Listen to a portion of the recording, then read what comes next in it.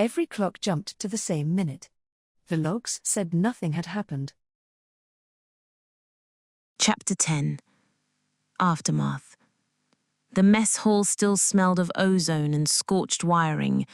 Frost clung to the viewport seams, ghosting the glass with pale veins. On the table, Lang's tether sat coiled, stiff with ice, a relic no one dared touch. The system had already erased it. No breach logged, no alarms, no visitors recorded. Status optimal glowed green on the panels. Kiera stood at the end of the table, palms flat, posture iron. We stabilize Echo Point. Nobody leaves. We sweep Annex 4B, log anomalies, secure what we can control. Kaz gave a thin, tired laugh. Control? The green light wipes it clean, like it never happened. Control that. Enough, Kira snapped. Kaz's eyes stayed on the tether coil. You keep talking about command. Command died with McMurdo. The world's gone dark and you're still saluting shadows. Like we're playing pretend in a graveyard, she thought bitterly. Nico tipped his chair back, grin without warmth.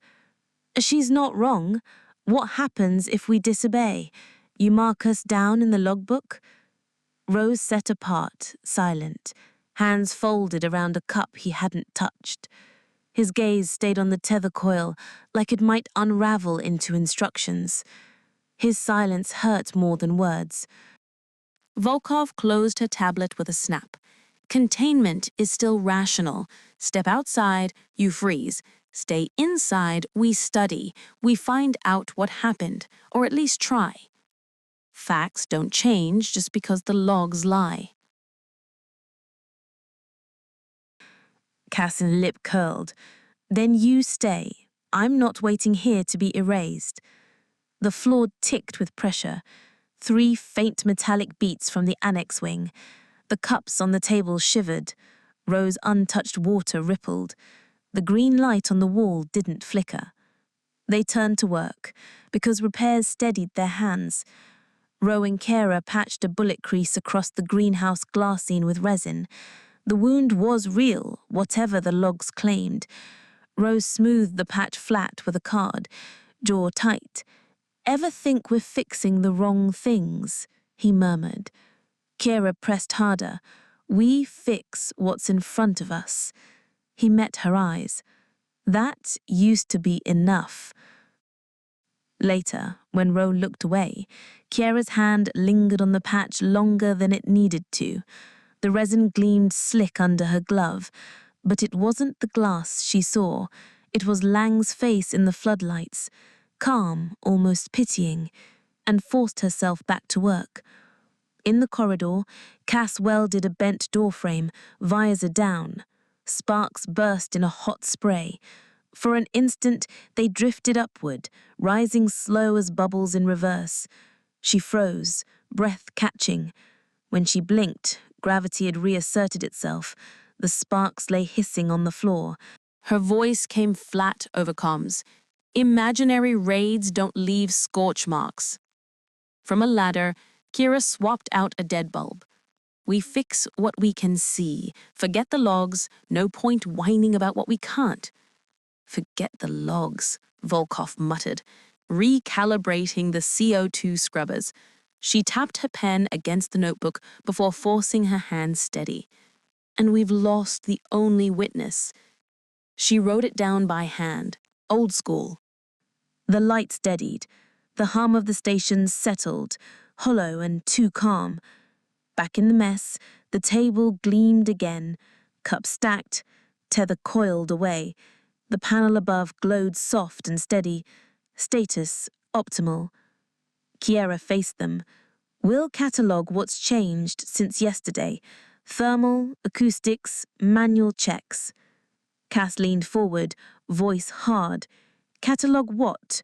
The raid the log said never happened. The soldiers who vanished with the sunrise. Nico's chair legs scraped as he leaned in. For God's sake, Cass, enough. We all saw it. Hammer it any harder, you're just helping it break us. Volkov didn't look up from her screen. What you need is a sedative, Kaz. Your blood pressure's about to breach containment.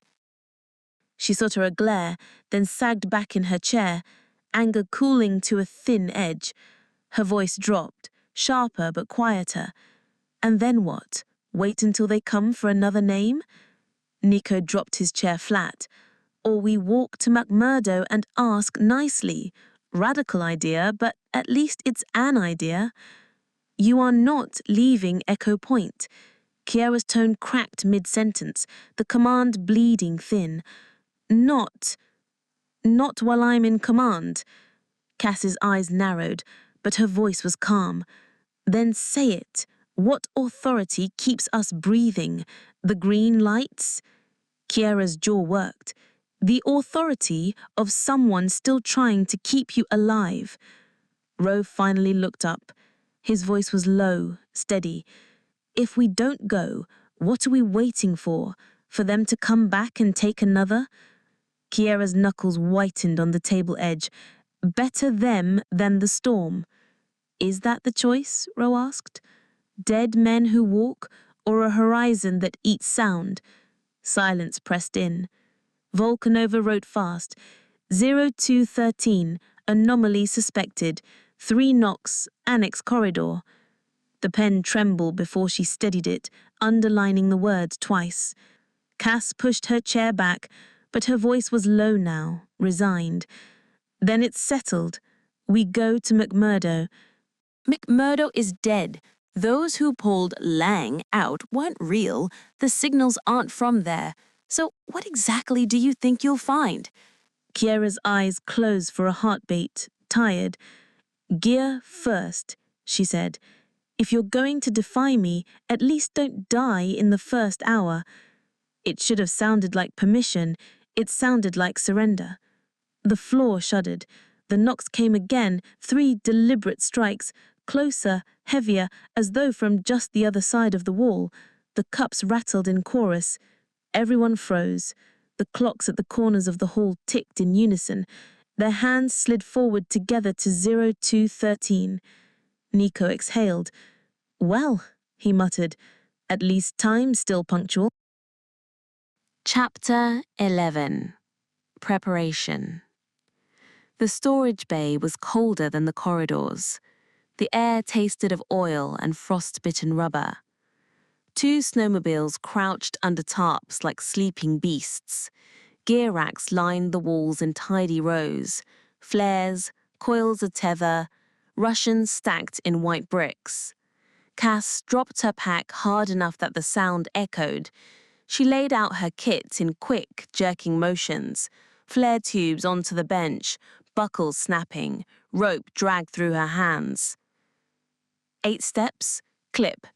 8 steps, clip, she muttered, like a prayer she didn't trust. Nico leaned against the rack, arms folded. Feels like we're packing for a picnic where the ants are weather gods. Count, Cass shot back without looking up. I am counting all the smart choices we're not making. The coil slipped from his hands and lashed across the deck, knocking a canister into the wall with a clang. Cass flinched, then masked it fast, jaw set. Kira entered with a battered tin. She sat its contents on the bench, a compass, dulled by thumb grease, a paper map in a sleeve, a whistle, 2 pencil stubs. Advice, not orders. Clip to the rail every 8 steps. If the rope pulls, you stop. Don't test it twice. If the compass spins, you trust the rope. If both fail, you sit. You wait. Cass snatched the compass before she finished. Sit. Wait. Maybe I'll still be waiting when the storm eats the rest of us. Kira tore off strips of fluorescent tape and pressed them onto Cass's shoulders. So we can see you in the feed. Cass's lip curled. Also you can track me. Volkov stepped forward with notebook open. System cleared both sleds this morning. Maintenance optimal, ignition nominal, coolant green. Then we ride in style, Nico said. He cracked a flare tube. It hissed into sudden orange flame in his hand. He swore and dropped it. Smoke curled across the floor until Kira snapped the cap shut with gloved hands. Cass's mouth twisted, but her voice was low. Even seals lie in this goddamn place. Her eyes flicked briefly to Ro. Ro pulled back the tarp. The cowling gleamed unnaturally clean. His fingers brushed it, then flinched away. If this machine's going to betray us, let it do it honestly. Machines don't betray. Systems do. People do, Cass murmured. Ro clipped 2 carabiners to the rope, tested the slide. The metal sang. Ever kept walking knowing you should stop? Shame's louder than sense. Cass shoved her pack closed, zipper shrieking. I'm ashamed to still be here. They moved toward the airlock. The bay door panel flickered, service, pending, then back to status, optimal. Kira keyed the cycle. Mist hissed out, sharp with chemical cold. For a moment, her hand lingered on the panel. Too long. She blinked hard, as if she'd heard Lang's voice in the hiss, then forced her fingers to steady. Volkov's tablet jolted awake. Annex 4B's thermal feed filled the screen. A figure at the bulkhead, palms spread flat against steel. Lang? Cass whispered. Reflection, Kira said, too fast. Volkov scribbled, thermal silhouette, palm contact. The image smoothed, then erased itself. The inner hatch slid open. Wind punched in, howling through the vestibule. The pitch rose high, lupine, like wolves circling camp. Cass stiffened. Wolves? There are no wolves in Antarctica, Volkov said, but her voice was thin. The howls swelled again, a chorus that scraped bone. Ro tilted his head toward the storm, listening. Not wolves, lessons. They come howling when you won't listen. The storm's got a sense of humor, Nico muttered. Ro clipped in, tagging the tether. It jammed halfway. Metal grated. He swore under his breath.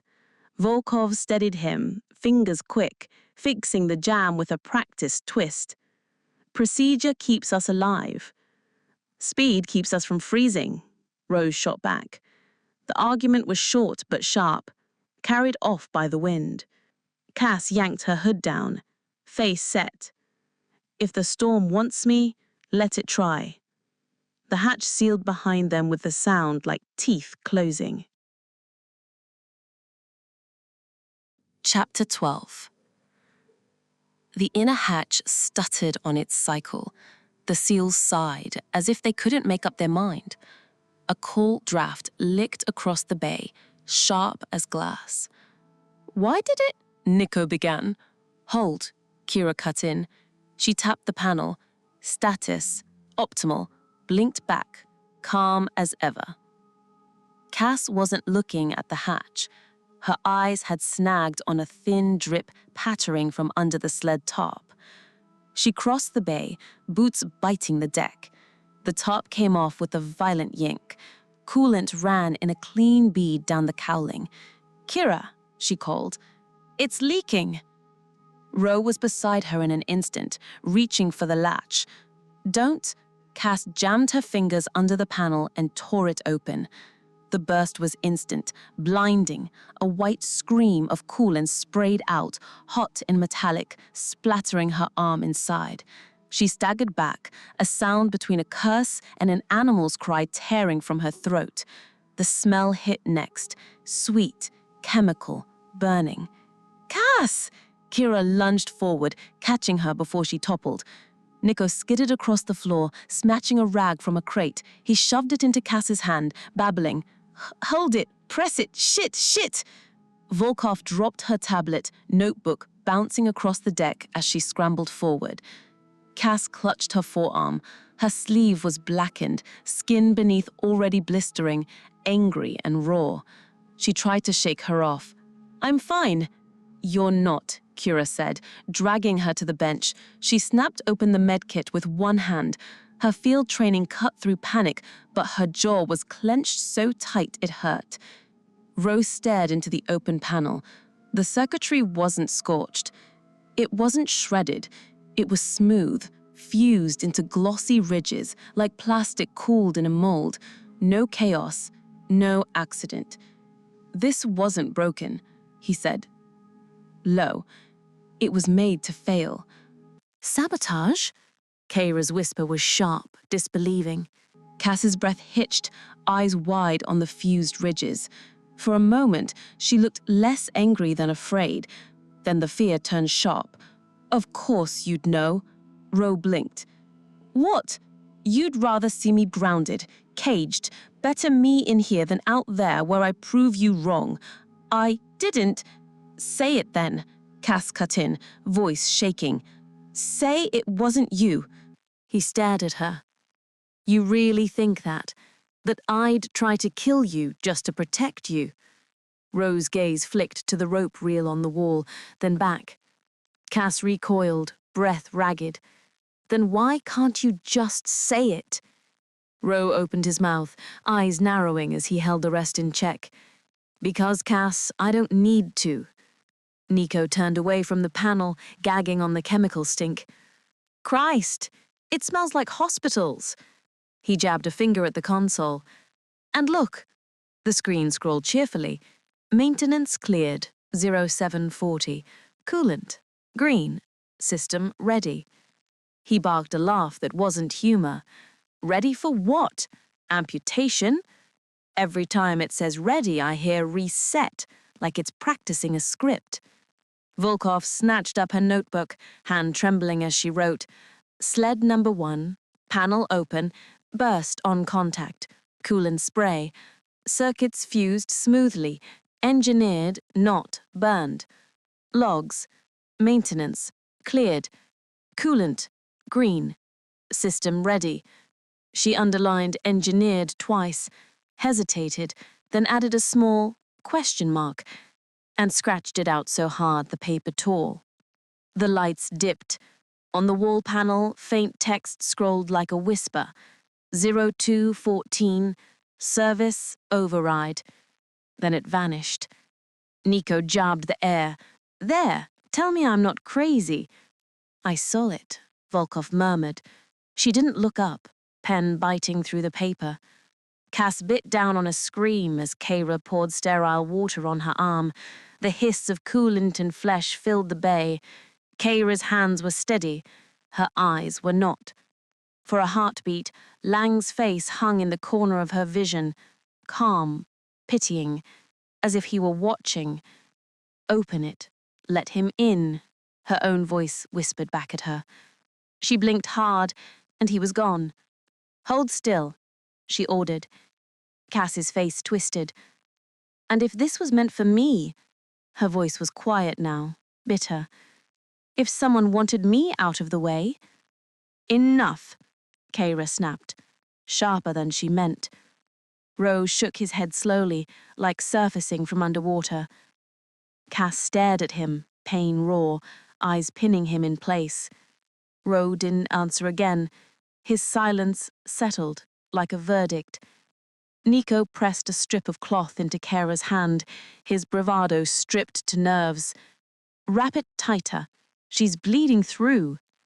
Volkov scrawled one more line, pressing so hard the nib tore the page. It does not want us to leave. Chapter 13. Fracture. The smell of coolant lingered, sickly sweet. It crawled into every breath. Cass sat hunched on the bench, teeth clenched, bandage already blotched through. Pain throbbed under her skin, as hot as her fury. The second sled crouched under its tarp, suddenly the only chance they had. Volkov moved toward it with mechanical calm. We test both. If one failed by design, the other proves the pattern. Kira straightened from Cass, gloves slick with sterilized water. You touch that panel carefully. Ro was already at the tarp. He hesitated, glanced at Kira, then lifted the cover. The cowling gleamed back, clean. He pressed the latch, slow. It opened with a sigh. Inside, the circuitry was pristine, neat rows of components that looked almost proud of themselves. "Power it," Volkov said. Nico, jittery, thumbed the ignition. The sled gave a cheerful chime. Diagnostic pass. For a heartbeat, lights flickered alive. Hope, fragile and false. Then it coughed, once. A wet sound, and went dark. The smell came next, sweet, plasticky, wrong. Ro stepped back, as though it had exhaled at him. Volkov crouched close, touched a glossy seam inside. It was slick, ridged like cooled sugar.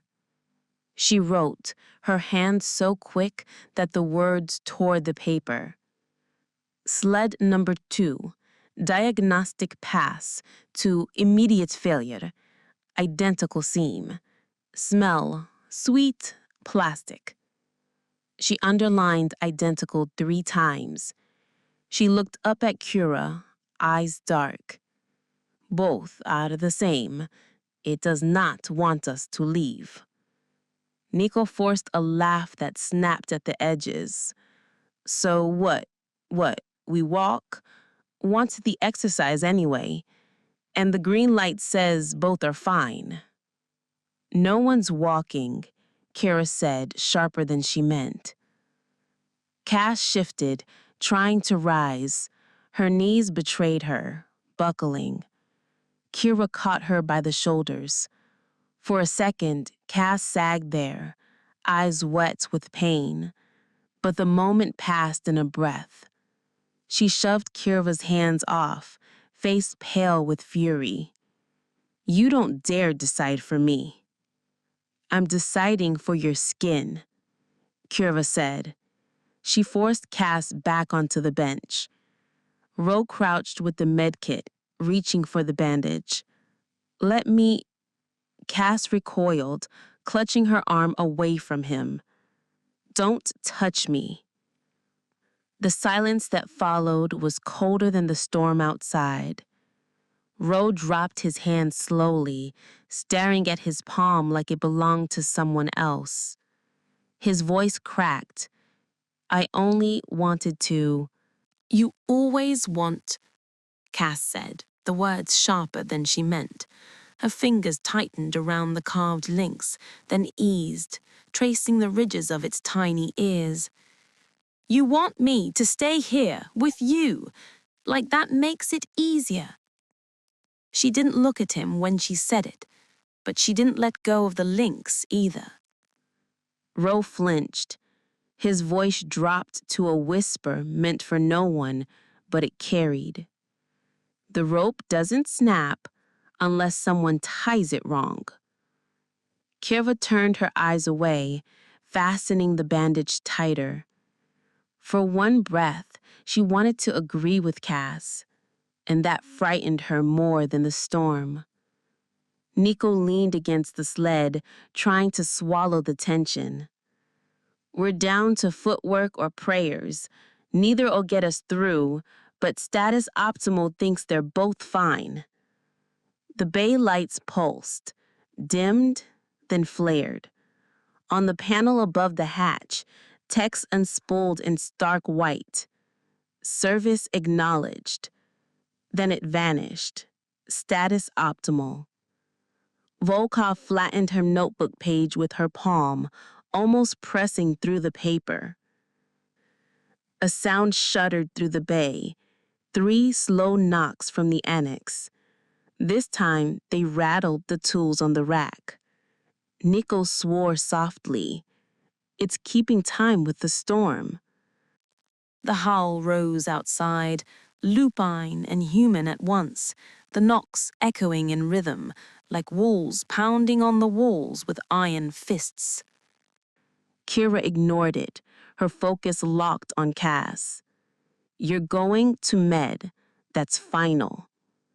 Not in order, Cass said. Physics, right? That's what you told me. Physics, Kira repeated. Her hands were steady. Her voice wasn't. Ro stirred a step apart, eyes on the dead sleds. His mind ran in spirals. If they were built to fail, then someone had built them here. If someone had built them here, then someone wanted them inside. And if someone wanted them inside... Cass's voice broke the spiral. She leaned into Kira's shoulder for balance, her gaze locked on him. Listen, don't let it decide for you. Ro froze under the weight of it. He didn't know if she meant the station, the system, or himself. The hatch seals hissed. Cold air curled in, carrying the howl of the storm. It sounded like wolves with human mouths. The light steadied.